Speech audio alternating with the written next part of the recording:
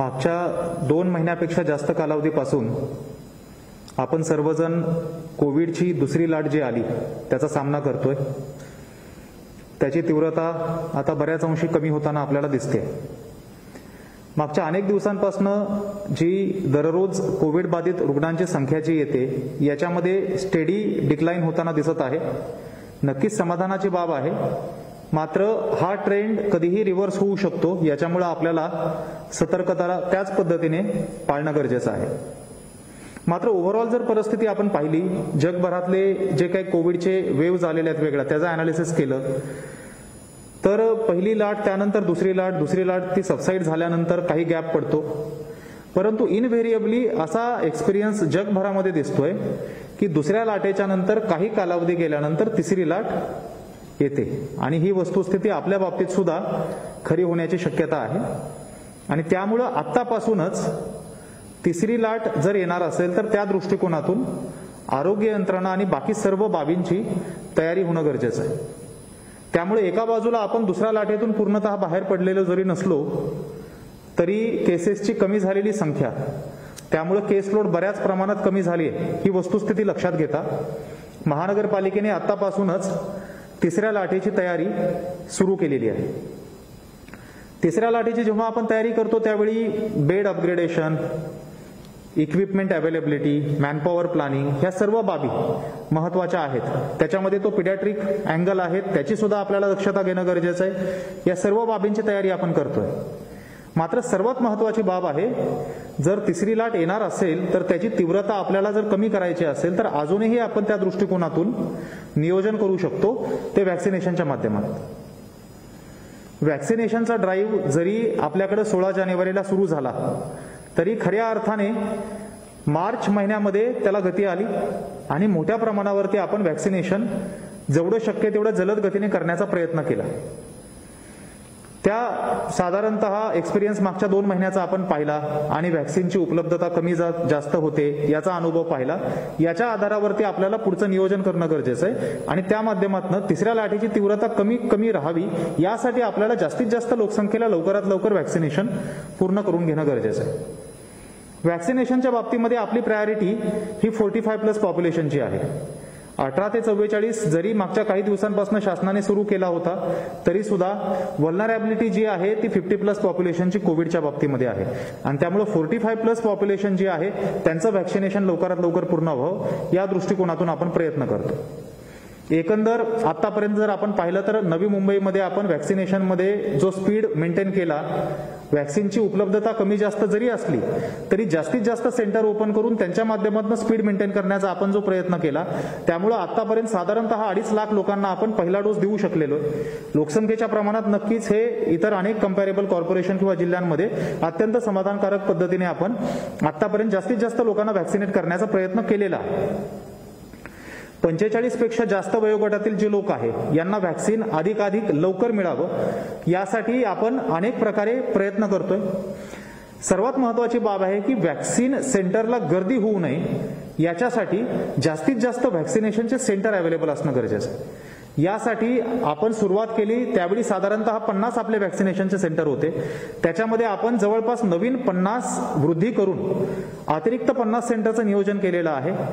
आणि एकूण आपले सेंटर हे महानगरपालिकेचे ऍडिशनल 50 जर सेंटर पकडले तर 100 पर्यंत आपले सेंटर जाऊ शकतील एवढं आपलं आता नियोजन आहे. आणि त्याच्या माध्यमातून पहिल्या डोसचं नियोजन व्हॅक्सिनेशनचं आपण 45+ पॉप्युलेशन जे आहे यांचं केलं. व्हॅक्सिनेशन सेंटरला ज्या सुविधा दिल्या जातात त्या सुविधांमध्ये, कारण 45+ म्हटल्यानंतर बरेचसे लोक 50च्या वरचे किंवा ज्येष्ठ लोक असतात, किती नाही म्हणलं तरी सकाळच्या वेळी फर्स्ट आवरला गर्दी त्या ठिकाणी होते.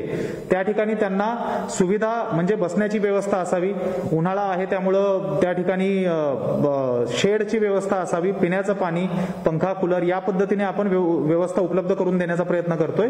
येणारा पावसाळ्याचा कालावधी बघितला, कारण व्हॅक्सिनेशनचा हा ड्राईव्ह पूर्ण पावसाळ्यामध्ये चालूच राहणार आहे, तर पावसाळ्याच्या दरम्यान सुद्धा त्या ठिकाणी शेडची व्यवस्था जी पावसाळ्यामध्ये टिकू शकेल अशा पद्धतीची असावी. अशी कार्यवाही आतापासून आम्ही सर्व आमच्या व्हॅक्सिन सेंटरवरती करण्याचा प्रयत्न सुरू केलेला आहे. 2 ड्राईव्ह इन सेंटर आपण सुरू केले होते. त्या ड्राईव्ह इन सेंटरला सुद्धा फार चांगला रिस्पॉन्स लोकांचा मिळाला. अशा पद्धतीने आपण नाविन्यपूर्ण इव्हन सोसायटीमध्ये जाऊन व्हॅक्सिनेशन सुरू करण्याची बाब सुद्धा विचाराधीन आहे आणि लवकरच ती बाब सुद्धा आपण सोसायटीमध्ये जाऊन व्हॅक्सिन लोकांना उपलब्ध करून देणं, दिव्यांग लोकांसाठी स्वतंत्र सेंटर किंवा बेड रिडन पेशंटसाठी सुद्धा आपल्याला कशा पद्धतीने मार्ग काढता येईल याचा सुद्धा महानगरपालिकेच्या विचाराधीन आहे आणि ते पण आपण लवकरच सुरू करतो. एकंदर आपला प्लान जो आहे तिसऱ्या लाटेची तयारी जेव्हा आपण करतो त्यावेळी त्यानुसार साधारणतः 31 जुलैपर्यंत 45+ पॉप्युलेशन जेवढी पण नवी मुंबई शहरातली आहे त्यांचा कमीत कमी 1 डोस त्यांना जाणं गरजेचं आहे. हे आपल्याला सुनिश्चित करायचं आहे. प्रेफरेबली दोन्हीही डोस पूर्ण करायचे आहेत आणि त्या पद्धतीने इन्फ्रास्ट्रक्चर आपण रेडी करतोय. जेवढ्या सेंटरचं आपण प्लॅनिंग करतोय त्या सेंटरनुसार जर आपल्याला डोसेस मोठ्या प्रमाणावरती उपलब्ध झाले तर एका महिन्यामध्ये साधारणतः 3 लाख लोकसंख्या सुद्धा आपण व्हॅक्सिनेट करू शकतो. एवढी कॅपॅसिटी आपण निर्माण केली आहे इन टर्म्स ऑफ इन्फ्रास्ट्रक्चर. परंतु डोसेसची उपलब्धता कमी जास्त जी होते हे जरी गृहीत धरलं तरी कुठल्याही परिस्थितीमध्ये 31 जुलैपर्यंत 45+ पॉप्युलेशन मध्ये प्रेफरेबली 2 आणि कमीत कमी 1 तरी डोस त्यांना गेला पाहिजे, जेणेकरून ऑगस्ट आणि सप्टेंबरमध्ये एक प्रेडिक्शन आहे की तिसरी लाट येऊ शकेल. तोपर्यंत आपल्याला 45+ पॉप्युलेशन संपूर्णतः कव्हर करण्यामध्ये मदत होऊ शकेल. इथून पुढचं प्लॅनिंगचा जेव्हा आपण विचार करतो त्यावेळी व्हॅक्सिनची उपलब्धता वेळेत व्हावी यासाठी राज्य शासनाकडनं केंद्र शासनाकडनं तर व्हॅक्सिनचा सप्लाय होतच आहे. त्याचबरोबर डायरेक्ट आपल्याला कंपन्यांकडनं कॉर्पोरेशनला व्हॅक्सिन परचेस करता येईल का याची सुद्धा शक्यता आम्ही पडताळून पाहतोय आणि ती बाब सुद्धा विचाराधीन आहे.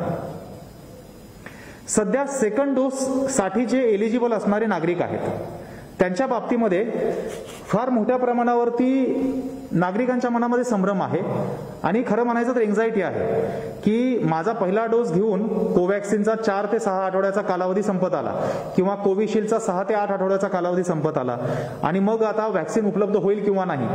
नेमकं माझा नंबर येईल त्यावेळी व्हॅक्सिन संपलं तर काय करायचं आणि त्यामुळे मग सेंटरला गर्दी करणं किंवा काही लोक इव्हन कालावधीचा विचार न करता आधीच येऊन व्हॅक्सिन द्या असं म्हणणं असे प्रकार होताना दिसत आहेत. मी सर्व नागरिकांना आवाहन करतो की सेकंड डोसच्या बाबतीमध्ये महानगरपालिका पूर्णतः सतर्क आहे आणि आमच्याकडे जो पण व्हॅक्सिनचा साठा उपलब्ध होतो त्याच्यामध्ये सगळ्यात पहिली प्रायोरिटी म्हणजे आज रोजी जेवढे लोक सेकंड डोससाठी एलिजिबल आहेत त्यांच्यासाठीचा साठा सुनिश्चित करणं आणि त्याच्यानंतरच पहिला डोस सुरू करणं. त्यामुळं दुसऱ्या डोससाठी एलिजिबल असणारे जे नागरिक असतील त्यांनी कुठलीही एन्झायटी मनामध्ये ठेवण्याची आवश्यकता नाही. व्हॅक्सिनचा जो पण सप्लाय येतोय त्या सप्लायमध्ये सगळ्यात पहिली प्रायोरिटी आपण सेकंड डोसला देतोय आणि सर्वात प्राधान्याने कोवॅक्सिन असो किंवा कोविशिल्ड असो हे दोन्ही डोस सर्वप्रथम प्राधान्याने नवी मुंबई शहरातील जे रहिवासी आहेत त्यांना आपण आपल्या सगळ्या सेंटरला उपलब्ध करून देणार. त्यामुळं कुठलीही एन्झायटी कोणी मनामध्ये ठेवू नये. जी काही विंडो आपल्याला अवेलेबल करून दिलेली असेल 4 ते 6 किंवा 6 ते 8 आठवड्याची त्या विंडोमध्ये आपण जाऊन आपला डोस प्राप्त करून घ्यावा. त्याच्यामध्ये कुठलीही अडचण येणार नाही. आवश्यक तेवढे डोसेस सेकंड डोसचे वेळेत उपलब्ध करून आपल्याला अवेलेबल होतील या पद्धतीने महानगरपालिकेच्या वतीने नियोजन करण्यात आलेलं आहे. एकंदर व्हॅक्सिनेशनचा आता जो साधारणतः डिमांड आहे ही पाहिली आणि त्याच्यामध्ये व्हॅक्सिनेशन बाबत असणारी उपलब्धता कुठल्या सेंटरला दिली जाईल कुठल्या वेळी दिली जाईल याबाबत फार व्हेरिएशन होताना दिसतं आणि काही प्रमाणामध्ये नागरिकांना त्यासाठी मनस्ताप सहन करावा लागतो. हे होऊ नये म्हणून फर्स्ट ऑफ ऑल हे का होतं हे समजून घेणं गरजेचं आहे. ऑल सेड आज व्हॅक्सिनचा सप्लाय जो आहे तो फार इरॅटिक आहे आणि त्यामुळे अगदी उद्या किती डोसेस अवेलेबल होणार आहे याची शाश्वती आज आपल्याला कधी कधी आयत्या वेळी मिळते आणि त्यामुळे आम्हाला सुद्धा बऱ्याच वेळी सेशन हे आयत्या वेळी प्लॅन करावे लागतं आणि त्यामुळं आयत्या वेळी अगदी 11th आवरला काही वेळी इन्फॉर्मेशन द्यावी लागते. तरी सुद्धा कुठल्याही परिस्थितीमध्ये उद्या कुठे व्हॅक्सिन दिलं जाणार आहे, कोणतं व्हॅक्सिन कुठल्या डोसचं दिलं जाणार आहे आणि किती वाजता ते सेशन किंवा ते सेंटर सुरू होणार आहे याची माहिती ही आमच्या social media handle Twitter, Facebook, Instagram त्याचबरोबर आमच्या व्हॉट्सअपद्वारे सर्व सन्माननीय लोकप्रतिनिधी, सर्व पत्रकार, सर्व सोसायटीज, जास्तीत जास्त ग्रुप जे आमच्याकडे त्यांच्यापर्यंत पोहोचण्याचा आम्ही प्रयत्न करतो. सर्व नागरिकांना माझी विनंती आहे की कृपया आमचे जे सोशल मीडिया हँडल आहे त्याच्यावरती लक्ष असू द्यावं. उद्या होणारं व्हॅक्सिन हे कुठल्या सेंटरला असेल कुठल्या प्रकारचा असेल, पहिला डोस की दुसरा डोस, वेळ काय असेल, या सर्व बाबींची माहिती अगदी सुस्पष्ट अशा भाषेमध्ये कुठलंही कन्फ्युजन राहणार नाही अशा पद्धतीने उपलब्ध डोसेस सहित, सो दॅट लोकांना माहित असावं की कितीपर्यंत डोसेस त्या ठिकाणी उपलब्ध असणार आहेत। ही इत्थंभूत माहिती आम्ही आमच्या सोशल मीडिया हँडलवरती टाकतोय आणि ती माहिती त्या ठिकाणी आपल्याला प्राप्त करून आपण घेऊ शकता, त्या पद्धतीने नियोजन सुरू करू शकतो।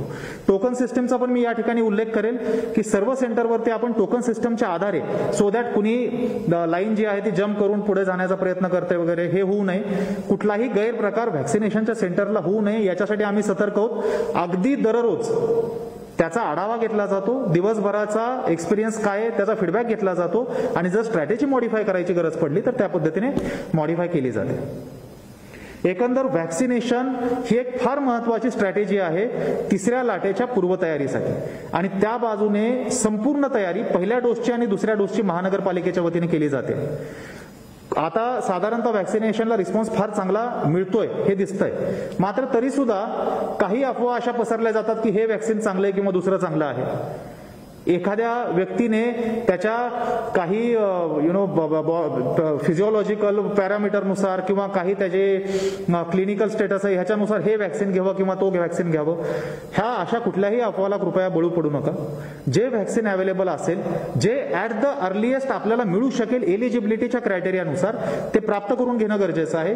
कारण आज रोजी व्हॅक्सिन ही एकमेव स्ट्रॅटेजी आहे ज्यातून आपण पुढच्या लाटेची तीव्रता कमी करण्यासाठी तयारी करू शकतो। मी पुन्हा एकदा सर्व नागरिकांना आवाहन करतो, व्हॅक्सिनेशनचा ड्राईव्ह एकदम प्रोफेशनल पद्धतीने आणि पूर्ण पारदर्शक पद्धतीने चालू राहील यासाठी आम्ही प्रयत्न करतोय। सर्व इन्फॉर्मेशन लोकांच्या समोर वेळेत पोहोचेल याची आम्ही दक्षता घेतोय।